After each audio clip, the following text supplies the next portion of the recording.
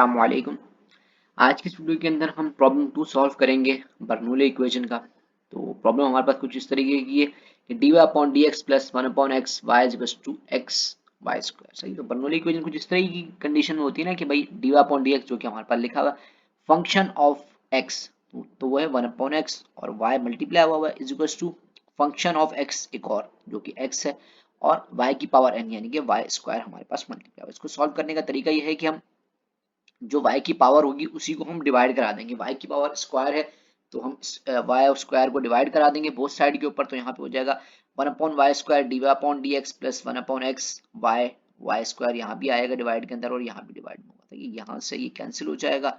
और यहाँ पे जो है y की पावर 2 है और ऊपर y की पावर 1 है। सही है, तो यानी कि जब ऊपर जाएगी तो माइनस हो जाती है पावर ना, तो 1 में से नहीं, 1 में से -2 हो जाएगा।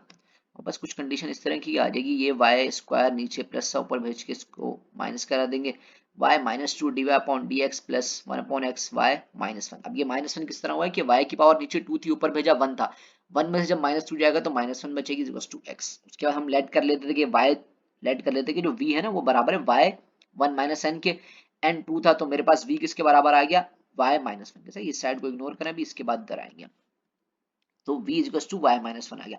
हमें करना ये होता है इस इक्वेशन के अंदर, यहाँ से जो है ना हमें v की वैल्यू निकाल के पुट करानी होती है ताकि हम y का आंसर निकालें। y हमारे पास क्या होता है, फंक्शन होता है ना एक, तो हमें जनरल सोल्यूशन जब किसी चीज का निकालना होता है तो हम फंक्शन का निकालते हैं। तो यानी कि मिसाल के तौर पर एफ ऑफ एक्स जो होता है वो मेरे पास y के बराबर होता है, इसलिए मैं जब y की वैल्यू निकाल लूंगा तो इसका मतलब है कि मैंने इसका जनरल सोल्यूशन निकाल लिया।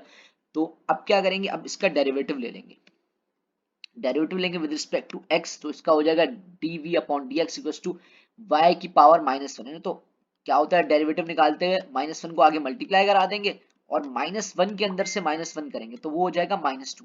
ऊपर जब -2 का उसको अपॉन में भेज देंगे तो वो हो जाएगा 1 अपॉन वाई स्क्वायर, और यहाँ पे माइनस लगा हुआ है d y upon d x हो जाएगा। सही है, इसको आप इस तरीके से भी लिख सकते हैं, कोई इशू नहीं है इसको, यानी कि y की पावर -2 और यहाँ माइनस लगा हुआ है और d y upon d x. सही है, अब ये देखें, अब मैं अगर ये चीज देखूं, ये और ये मेरे पास जो इक्वेशन नंबर 1 थी ना इसके अंदर ये सेम चीज लिखी हुई, तो क्या करूंगा इक्वेशन नंबर 1 के अंदर ये वैल्यू पुट करा दूंगा। तो ये देखें यहाँ पे dv अपॉन dx बराबर था -1 अपॉन वाई, यानी कि -y की पावर -2 dv अपॉन dx के, तो इसलिए इसके साथ माइनस लगेगा, यहाँ पे माइनस लग जाएगा इसके साथ। सही है, और बाकी यहाँ पे y -1 की जगह पे v आ जाएगा, बाकी इक्वेशन 1 कुछ इस तरह की बन जाएगी।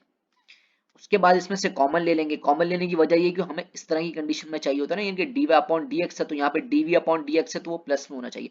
जब माइनस कॉमन लेंगे हम तो यहाँ पे माइनस कॉमन लिया तो माइनस माइनस प्लस हो गया, प्लस माइनस माइनस हो गया, और यहाँ पे प्लस था तो यहाँ पे माइनस आ गया, तो फिर हमारे पास कंडीशन कुछ इस तरह की बन गई।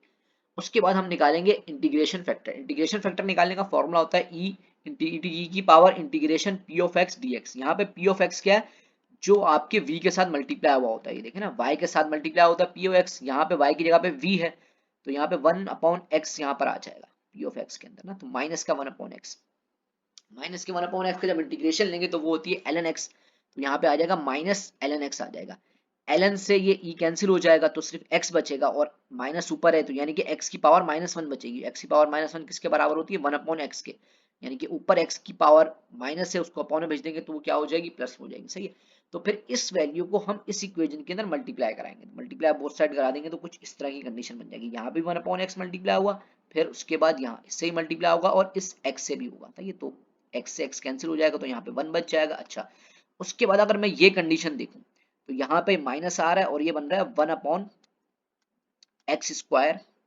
v बन रहा है। सही है, और अगर इसको एक नजर डालें तो ये uv का फॉर्मूला बना हुआ है, वो किस तरीके से बना हुआ है तो ये देखें, ये मैंने लिखा है v और u का डेरिवेटिव लिया हुआ है, u मेरे पास यहाँ पे क्या है v की फॉर्म में। सही है, dv अपॉन dx। अगर इसके अंदर कंफ्यूजन हो रही हो तो मुझे कमेंट सेक्शन में कमेंट कीजिएगा, आपकी कंफ्यूजन ये दूर कर दूंगा। सही है, तो उसके बाद फिर लिखा माइनस, अब ये है जो मेरे पास u है यानी कि 1 अपॉन एक्स जो है इसका डेरिवेटिव लेना है ना, इसका डेरिवेटिव क्या होता है 1 अपॉन एक्स स्क्वायर होता है और माइनस का, देखो फॉर्मूले में प्लस लगा होता है, वो फॉर्मूले का प्लस और इसका माइनस को क्या कर देगा माइनस, और ये बिल्कुल सिंपल भी वैसे का वैसा लिखा हो तो इसको हम फॉर्मूले में बंद कर देंगे d upon d x v dot 1 upon x जो कि बराबर हो गया -1 के। सही, ये बात समझ में नहीं आई तो कमेंट सेक्शन में कमेंट करें। अब आगे चलते हैं हम। सही, अब क्या करेंगे, हम इसके ऊपर इंटीग्रेशन अप्लाई कराएंगे ताकि मुझे v की वैल्यू मिल जाए, मेरा मकसद v की वैल्यू निकालना है।